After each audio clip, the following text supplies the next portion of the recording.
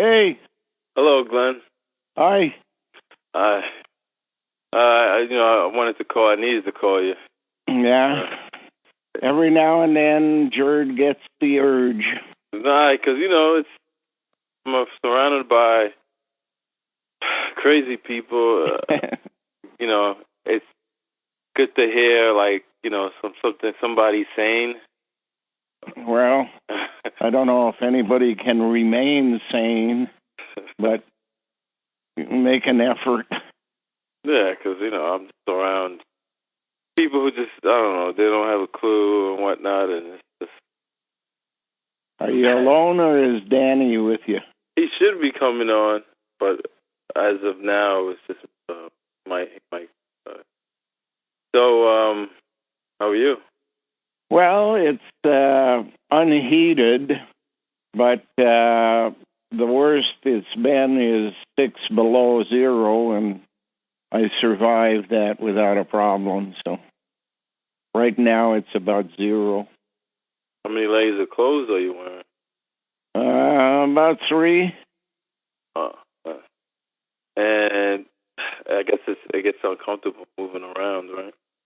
Well, it's a different lifestyle having a house that's lit, that when you're looking for something, you just kind of turn around and look.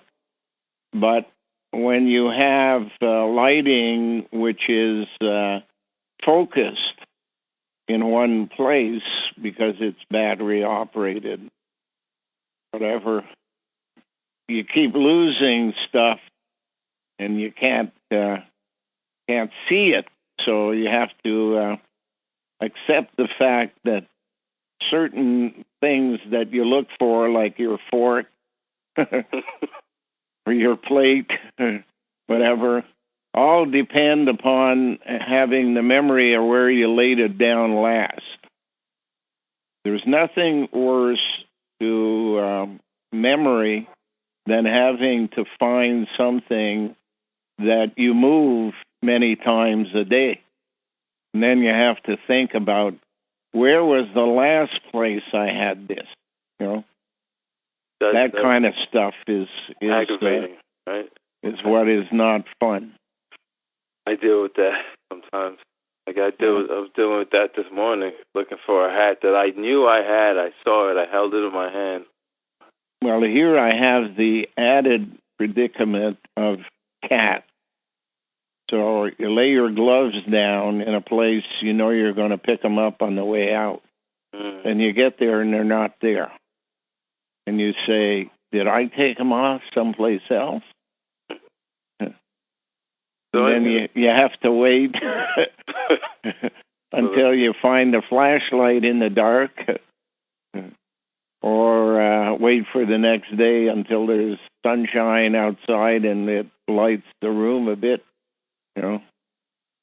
I found my toque underneath the old wood stove that we used to use. In a way, you're like, in the past, you're like a caveman. That's probably how he lives, right? Exactly. The closest semblance is a cave where your lighting is artificially placed in one or two places, and you can walk without tripping over certain things on the way to have a pee or something. But I guess it's inbred in me that at one time I lived in a cave, and that's somewhat helpful. You plan during the daylight time, and you hope that the cats won't screw it up too much.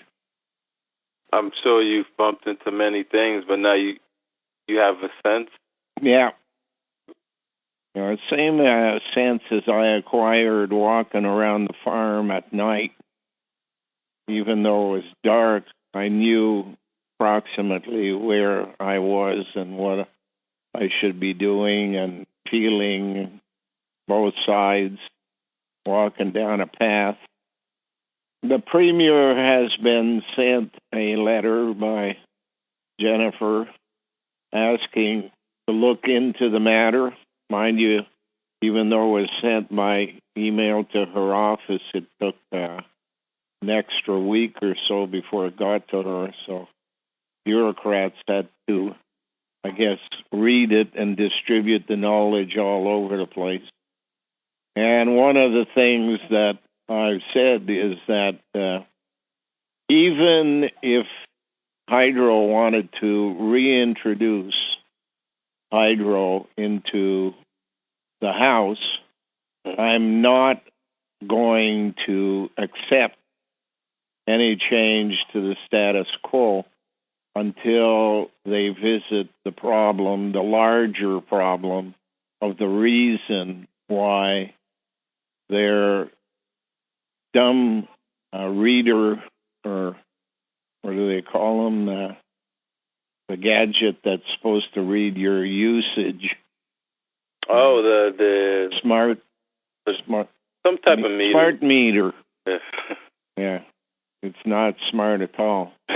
How a smart meter can be affected by electromagnetism, and how magnetic clouds can be created in positions that cause health problems.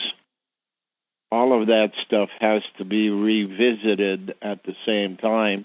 Otherwise, turning on the power is only shortening the lifetime of the people that live here. So either way, it's a lose-lose. Yeah. I saw a hydro truck a few days ago stop across the street at the pole and took out a gadget, extended it, stuck it up the pole, and did something at the top, and then brought the gadget and folded it back in, put it in his truck, and he drove away. I told Jennifer, I don't know what he did because it hasn't affected me, and even if he had turned on power, I've shut off the electricity coming into the house so that I would never be surprised by hydro being turned on and something happened. And I'm not going to turn it on, so I don't know what he did. Probably they're afraid that, I'll freeze to death. They'll find my body and get blamed for it or something. They certainly wouldn't do it for me. They would do it for them, for themselves. And, the fraud of the billing practices they have is not simply an increase in rates, as the Premier seems to believe, even though they've taken us on a tour of 100% increase in about 4 years. Cost of hydro made us from one of the cheapest to one of the most expensive. But it's the electromagnetism that's the problem with these smart meters. The last bill I got is, $17,000, which is nuts. It was $13,000 at the beginning of this year, $17,000 now, even though they shut off the power in April. And what's the normal? Well, for what I use, I should be paying something in the vicinity of $150 a month. So that makes that about what, like? And with their increases in prices, maybe $250 or thereabouts, but hasn't happened. So that's about almost like $1,800 to $2,000 a year. Yeah. And they just raise it to $7,000. And how many months? Well, from $13,000 to $17,000 and some in January, February, March, and April. 4 months. There's no system set up where people watch these irregularities and be smart me. Right? There's no system. There's no people. Like there's no like internal. You know how they have like in the police department. Supposedly they have internal affairs. They investigate.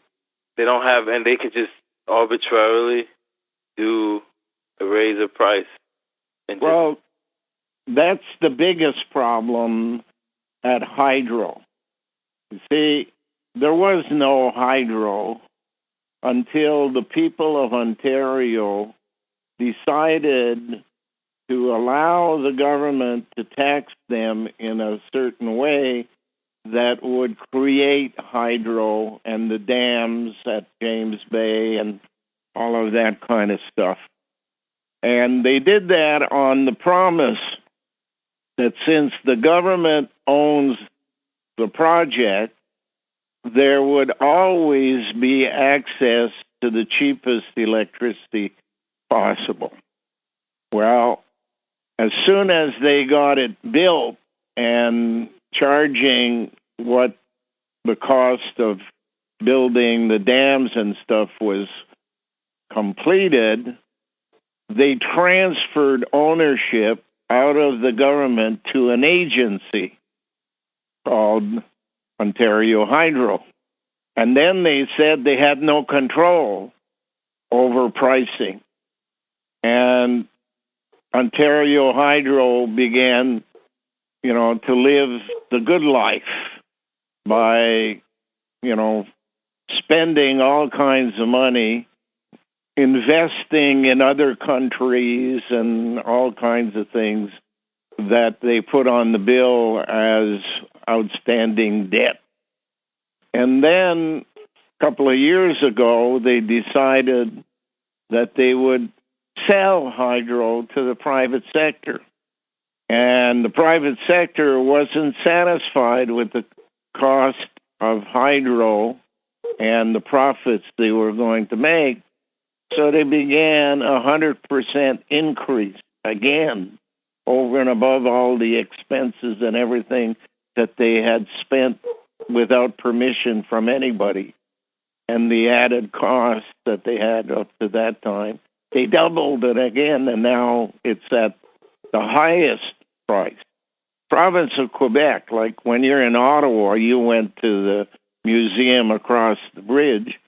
Province of Quebec in Hull is paying, the people are paying half the price of the people in Ottawa for electricity. So Ontario Hydro is now buying hydro from Quebec while they have a surplus here that they sell to the U.S. So they make profits of what they sell to the U.S. of that surplus. Yeah. I mean, it's ludicrous. You build something so that you'll have it at the lowest cost possible, and then the government acts as if they own it privately rather than the people of Ontario. They don't ask permission. They just do things. Now, for the first time, a couple of weeks ago, 2 weeks ago or so, the Premier accepted the blame for not watching over the cost of hydro. Now, she's the same Premier who, when she was a minister in the former Premier's cabinet, canceled 2 hydro projects, she said, because they weren't needed. And because those were already under construction, it cost the people of Ontario $2 billion. Now, she knows things that other people don't know. She knows that there's going to be a flood created by Lake Superior, and that these 2 hydro projects would be underwater and therefore of absolutely no use.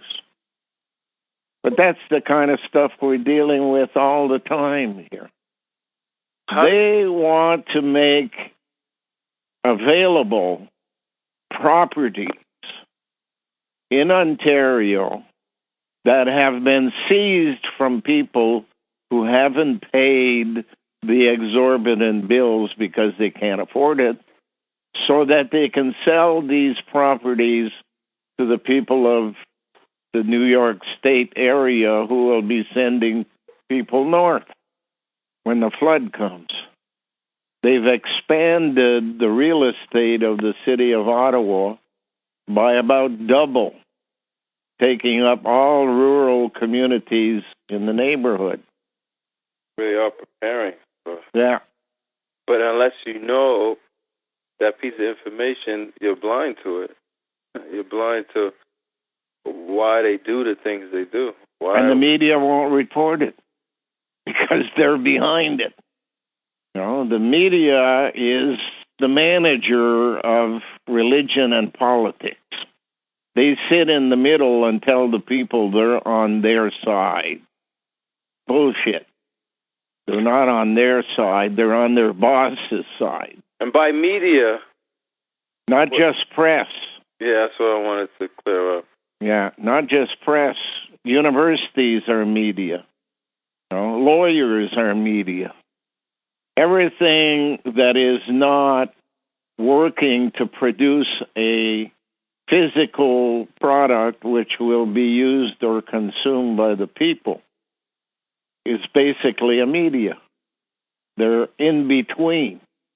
Their name comes from Medi. Medi was a country in the middle of that area around Afghanistan, Iran, and Medi in the code, A and E are interchangeable, A and I are interchangeable, and therefore scramble the letters of the word Adam.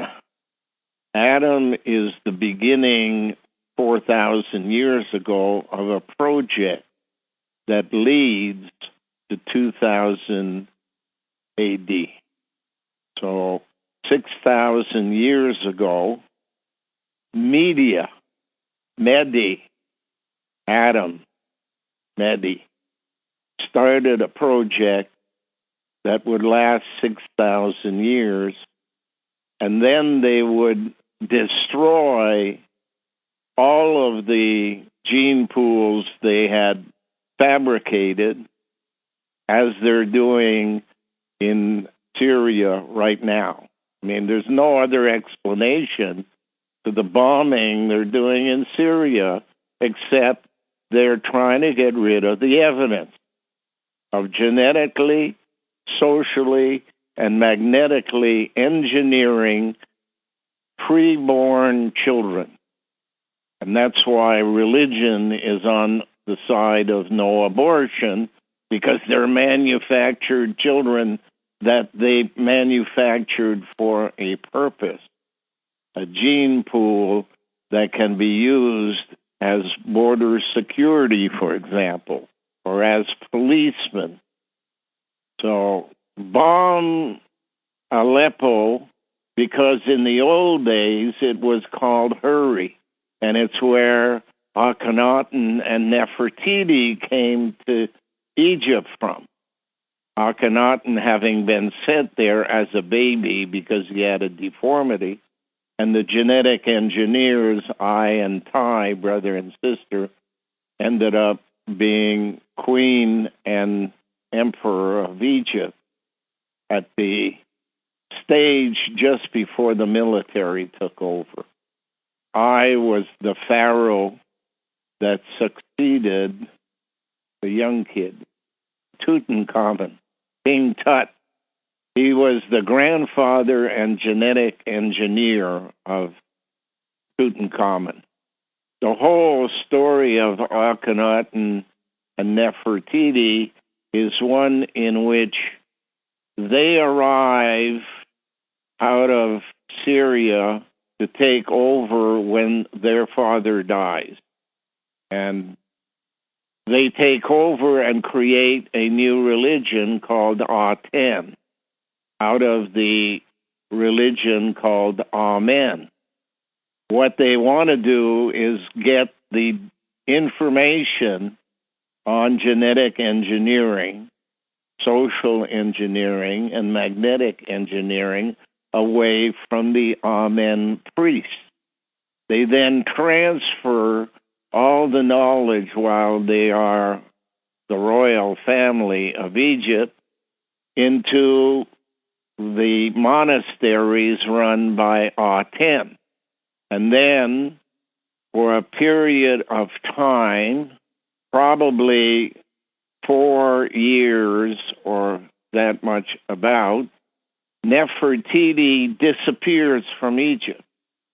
That's because she's taking all of the knowledge away from Egypt that has been transferred from the Amen monastery to the Aten monastery and taking it to a place called Hurry, which today is the place being bombed called Aleppo. And then they start making people, a genetically engineered batch of people to create a country called Israel. And then they distribute the people of Israel through war first, capture second, and eviction third. But these people are all genetically engineered to do the job they're going to be doing on behalf of the engineers when they arrive in the countries that they settle in, most of which would have been Central Europe, Germany, the main place. And from there, they genetically engineer people for transfer to other places.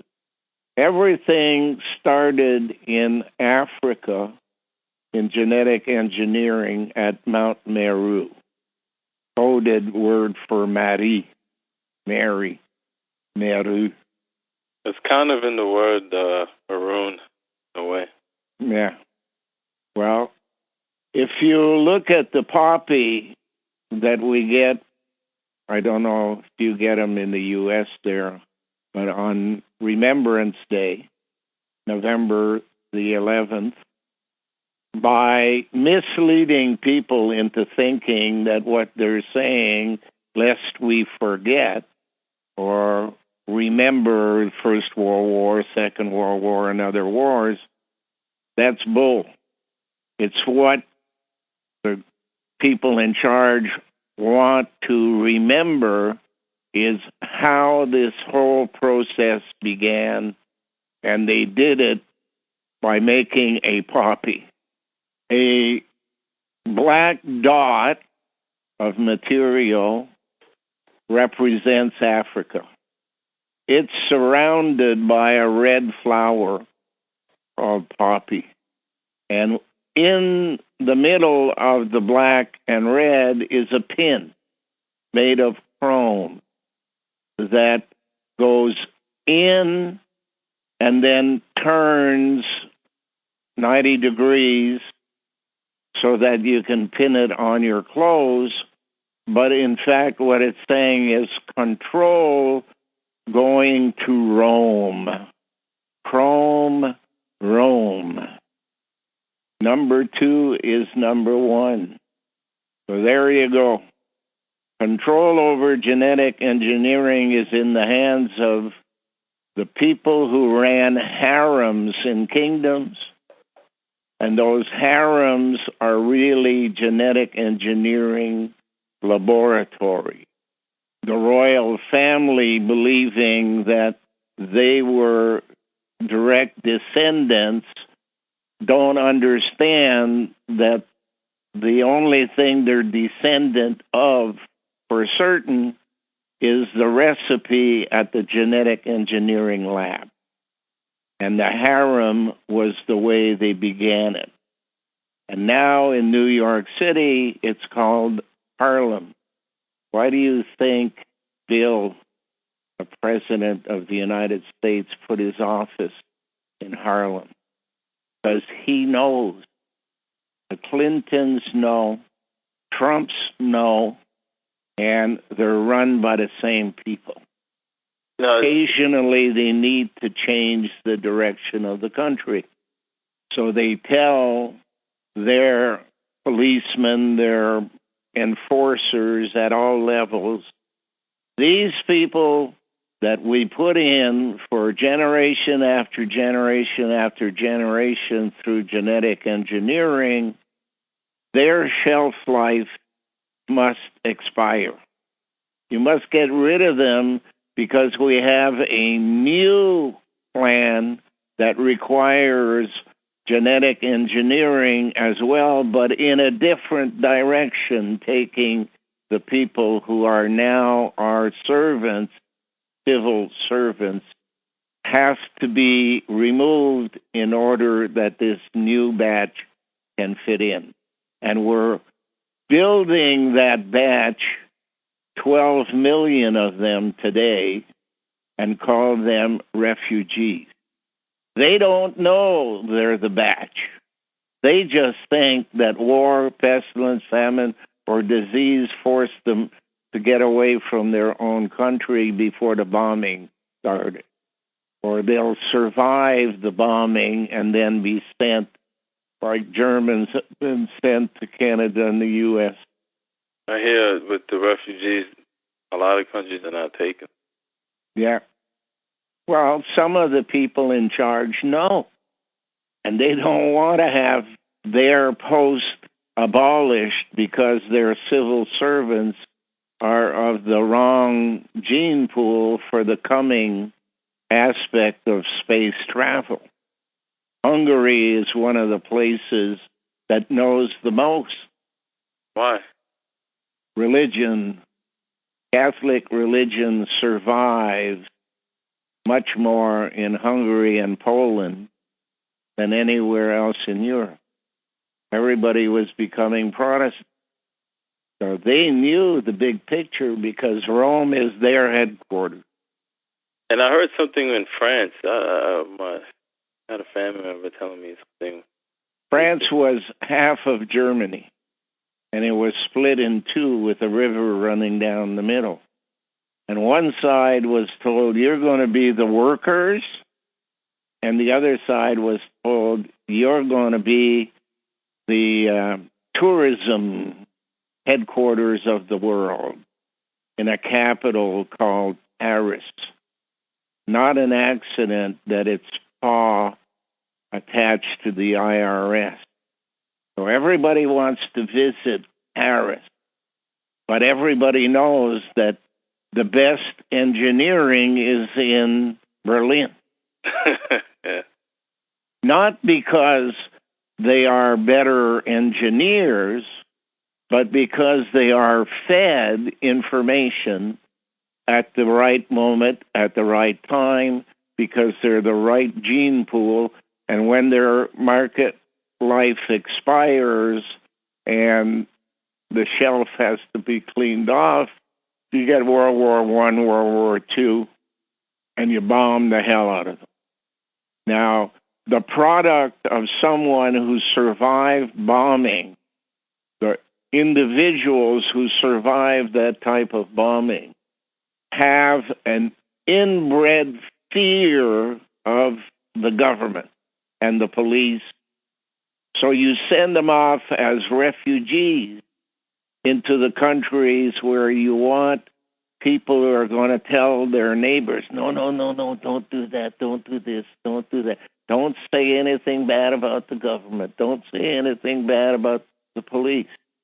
And a lot of people over time get fed up because especially the rural people who are away from the big centers of population have time to think.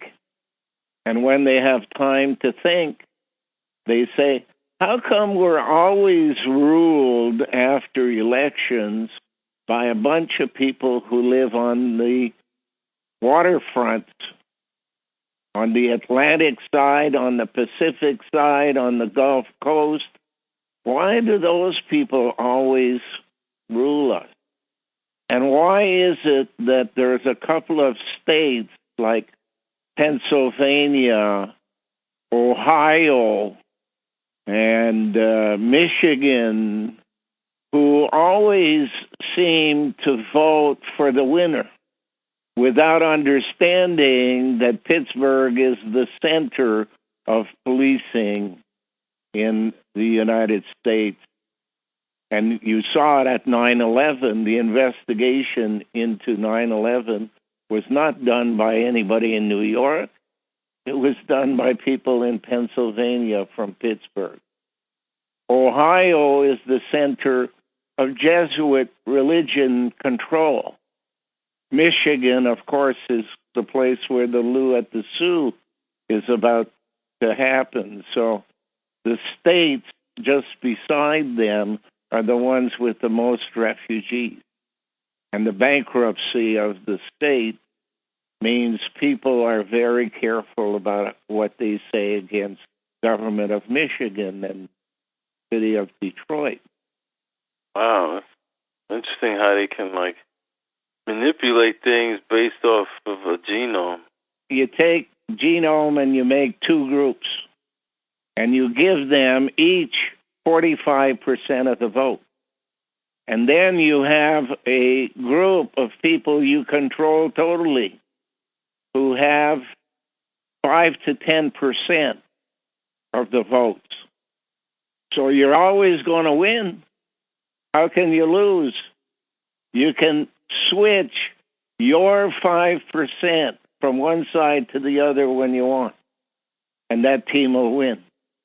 If you look at the votes, the popular vote, Clinton got 2 million more votes than Trump, but they're all in the same places.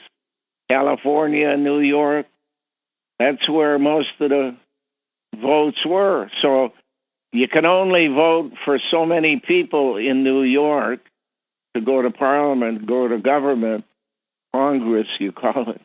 And same thing in California. So even if you have 20 million more votes in those states, it doesn't matter. You won the state anyways with 20 million less.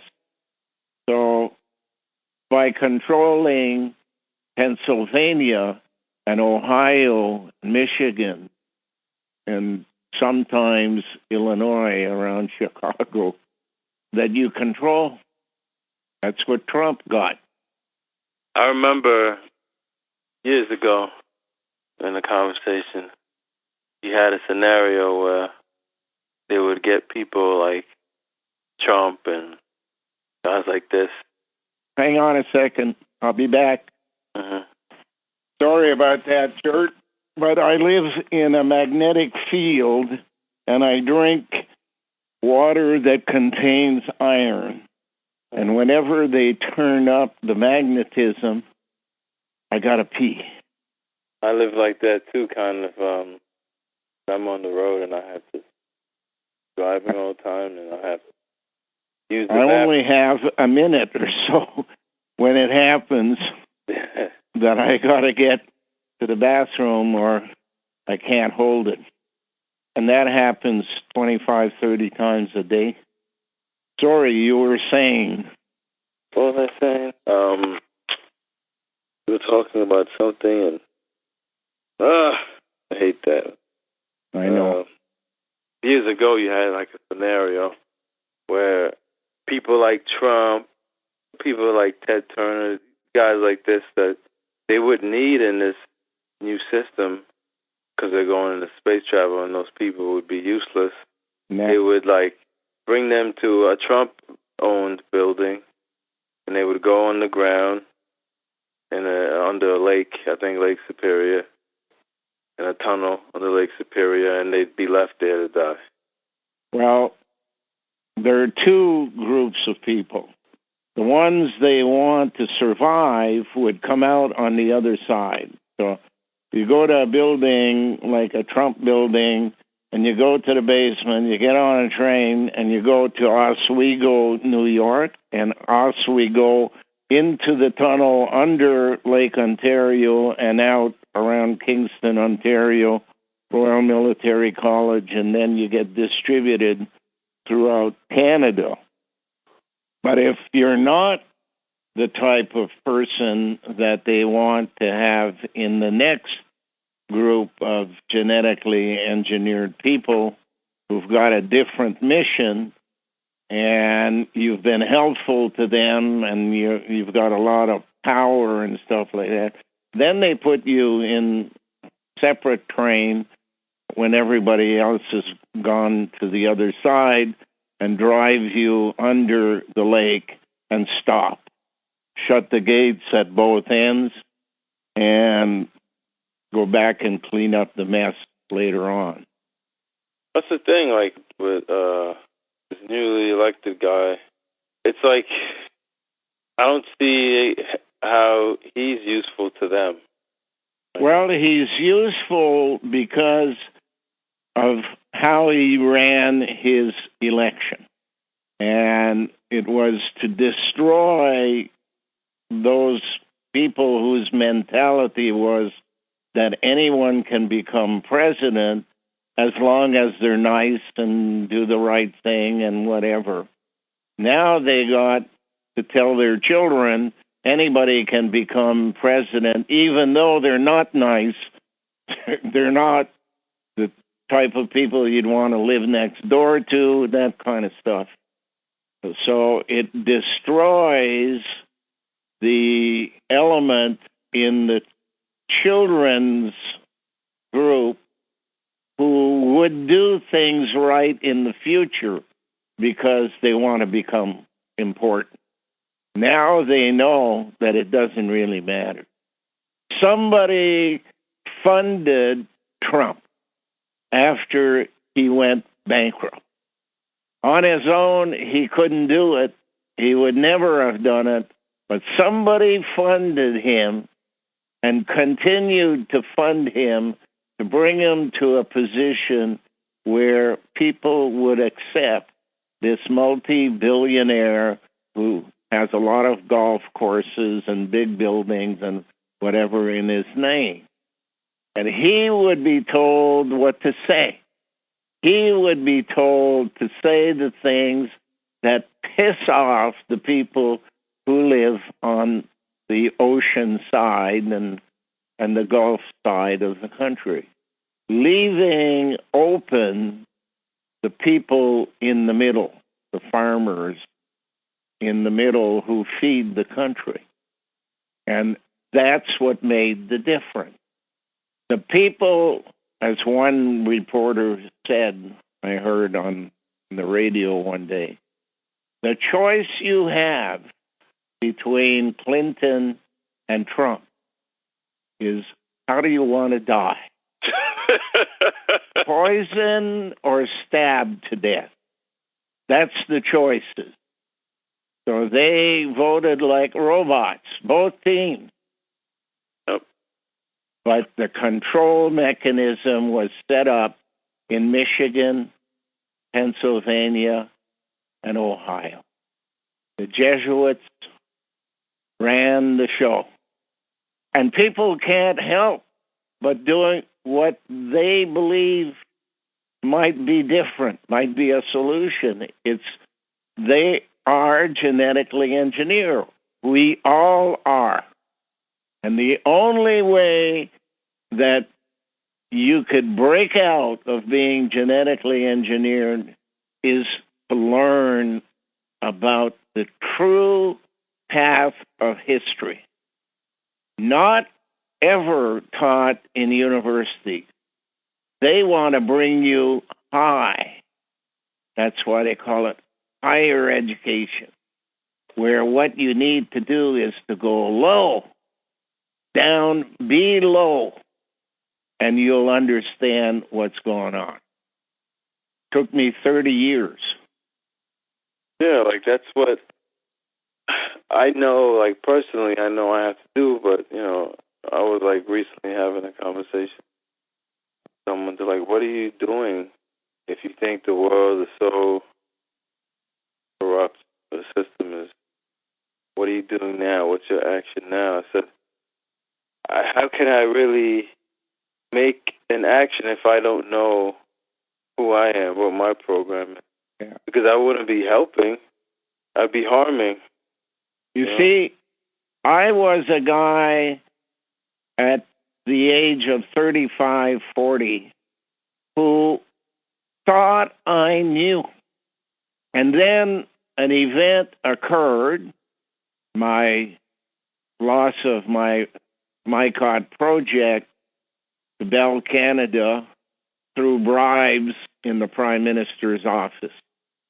And I had to stop dead in my track and say, I've been preaching that this country is a democratic country ruled by law. And yet now I know that's not true. They control the voting structure.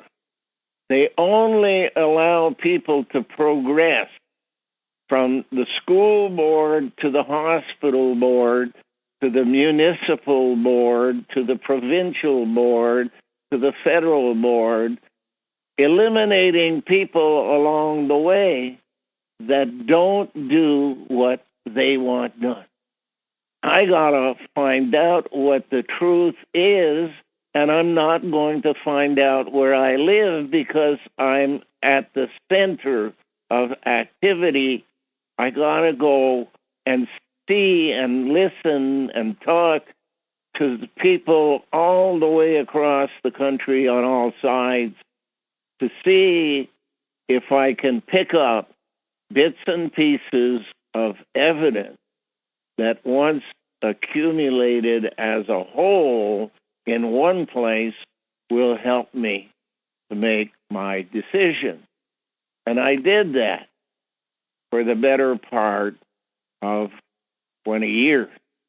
And then I arrived here at the farm saying, I got all of these little bits and pieces of evidence that direct me to thinking the unthinkable.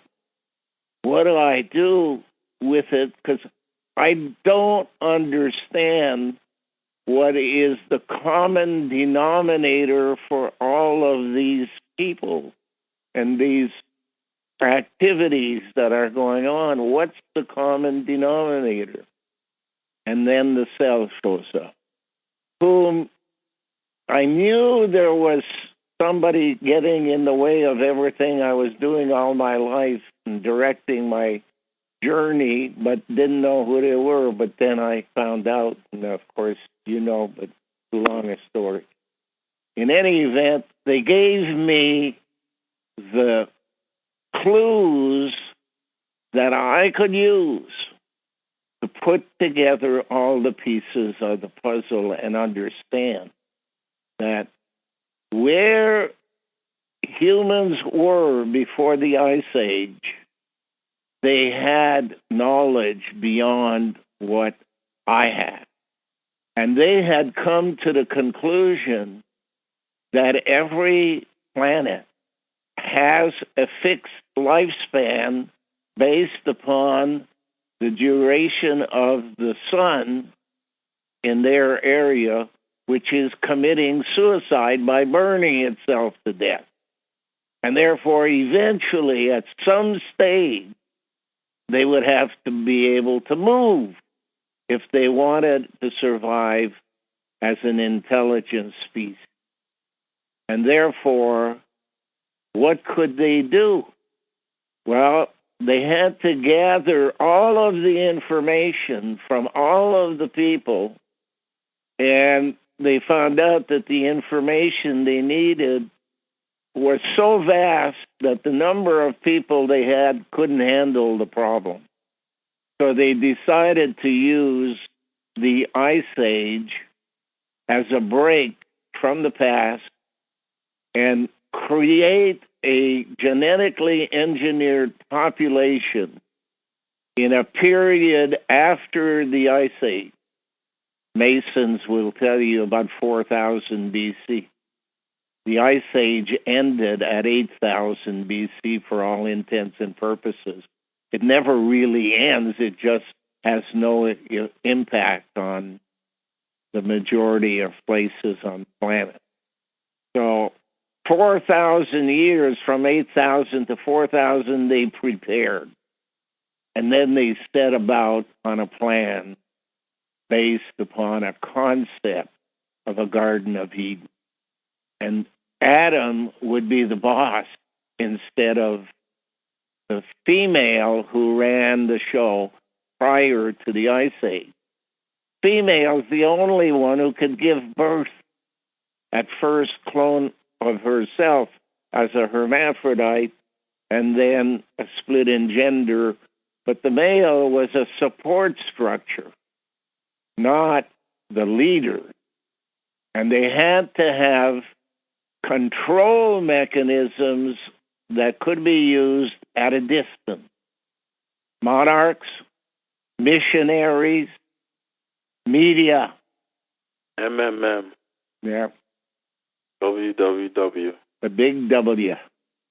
Anyways, sorry, but I only have half an hour before it gets dark, and I got to go feed the animals. Okay, Glenn. Try to remember where everything is before it turns. Yeah. Bye for now. Say hi to everybody. All right. I will. Okay. Okay. Bye.